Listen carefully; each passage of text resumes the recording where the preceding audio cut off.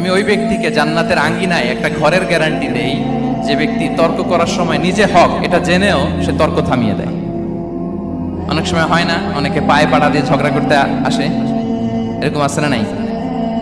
আপনি চুপচাপ দেখবেন একটা বাজে কমেন্টস করতেছে, আবার কমেন্টের নিচে কমেন্ট, আবার গালি, হ্যাঁ আছে না এরকম?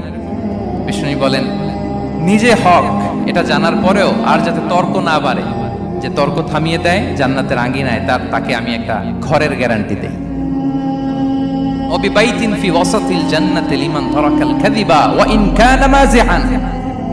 আর ওই ব্যক্তিকে আমি জান্নাতের মাঝখানে একটা ঘরের গ্যারান্টি দেই যে ব্যক্তি কৌতুক করার সময়ও মিথ্যা পরিহার করে।